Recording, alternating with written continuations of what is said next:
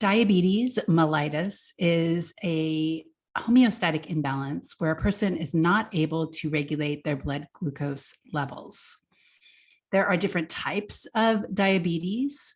Some people have type 1, which is often times referred to as juvenile diabetes because it has or tends to have an early onset. So type 1, this is called juvenile diabetes, generally, but not always, and early onset. This generally has to do with the autoimmune system. So it's an autoimmune disease where the immune system attacks the pancreas and destroys its ability to produce insulin and glucagon. So these people are insulin dependent.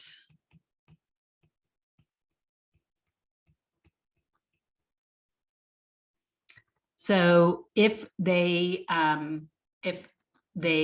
eat and there's lots of sugar in it, they need to take some insulin in order for the insulin to signal the cells to take the blood or the glucose out of the blood and to store it as glycogen. So without it, they can't get the glucose out of the blood. And so their bodies begin to starve because they don't have enough glucose. So they start to break down fats and they start to break down protein. And the kidneys have a problem with regulating glucose levels. And so that glucose ends up being urinated out. And so what the body does is it tends to produce a lot of urine. It makes a person hungry and thirsty. And all of those are kind of cardinal, what they call cardinal signs of diabetes is excessive urination, hunger, and thirst. And then with type 1, it is associated with weight loss as well. So this is something that generally has nothing to do with diet. So when we look at the other type of diabetes that is actually more common, we have type 2.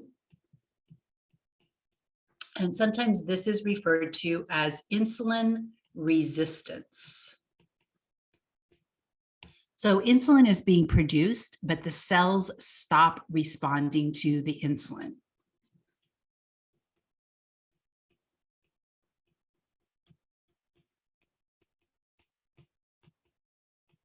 So this is believed to have a genetic component because there are certain populations that seem to be more prone to getting this type of diabetes, but it is also related to environment. So it is actually genetic plus environment seems to be. And the environment is the food that you take in, your diet. And so oftentimes what happens is that people might be on a high carbohydrate diet. They might eat a lot of sugar, a lot of simple carbs, maybe a lot of soda pop with high fructose corn syrup in it. And their body stops being able to take that glucose out. And so they start to get signs of diabetes where they might be, for example, really shaky after they eat because of the high glucose levels. And then they might get thirsty, they might start to urinate more, and they start to get some of the signs of diabetes. Now, there's a question about whether or not obesity and diabetes are linked. So it could be that a person becomes insulin resistant and then they have problems with gaining weight. So they gain weight. The other could be exactly the backwards. Like, so for example, you could be heavy, and this is actually the more traditional idea, is that you're obese and then you become insulin resistant and then you have diabetes.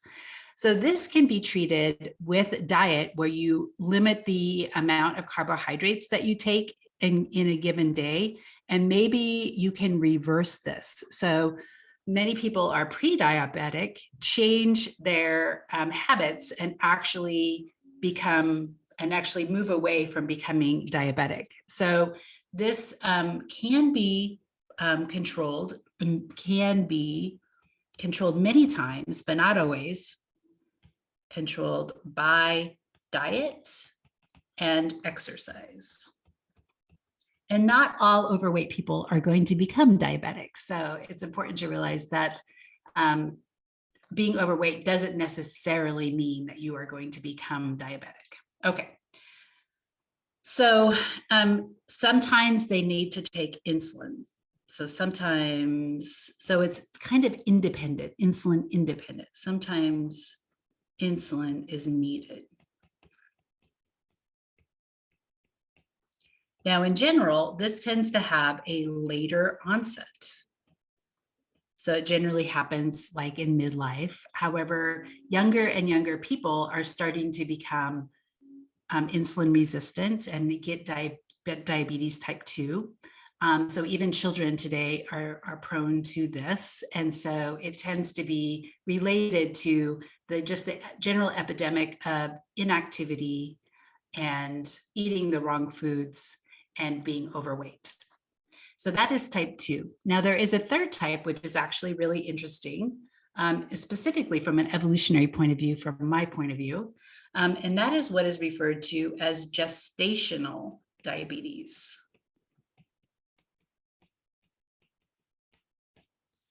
So gestation refers to pregnancy. So this happens in a pregnant female. Males generally, if they're not pregnant, they can't get gestational diabetes. Okay, so it has to do with parent-offspring conflict. You know how children love sugar? Well, so do fetuses. They like to get as much sugar from their mother as possible. So they actually produce a hormone. So the fetus produces human placental lactogen. So that's HPL, human placental lactogen. And HPL binds maternal insulin. Maternal insulin. So it keeps this insulin from doing its work. So it increases maternal sugar levels or blood glucose levels. That means they're getting more sugar and they're going to be able to grow bigger and faster. So in response, the mother must produce more insulin.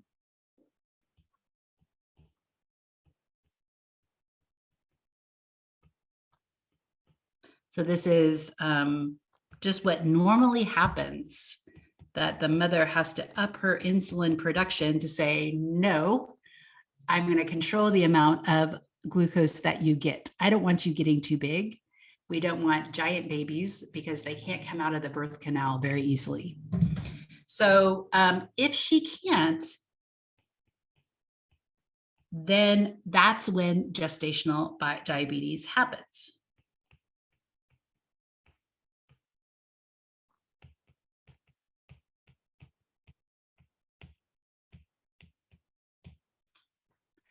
So the way that they diagnose this is when you're pregnant and they think that you might have this, and generally it's older women who have this issue, they will go in and they will do a glucose tolerance test. So they'll make you you can't eat for like 12 hours, and then they give you this very sugary glucose drink to drink. It's very icky, and you drink it, and then they draw your blood like every half an hour. And what they're doing is they're seeing whether your blood glucose level goes up, but does it come right back down? And that means if it does come right back down, that means that you do not have gestational diabetes. But if it stays high for too long, that means you do have gestational diabetes.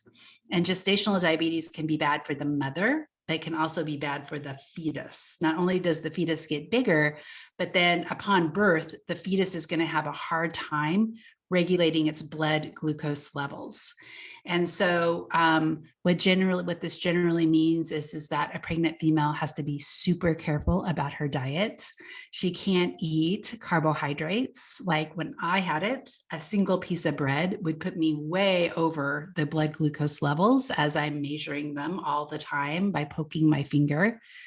And then the interesting thing about this, however, is that once the baby is born, then you can have a big piece of cake and your blood glucose will stay normal. And so it is only because of the fetus producing this HPL that you are unable to regulate your blood glucose levels. So upon birth, this gestational diabetes goes away. Now, if you do have gestational diabetes, you are more prone to having type 2 diabetes later in life. So this is one reason why it's really important to get early prenatal care so that we can make sure that these pregnant females aren't walking around with uncontrolled sugar levels that are going to be detrimental to both them and the developing offspring.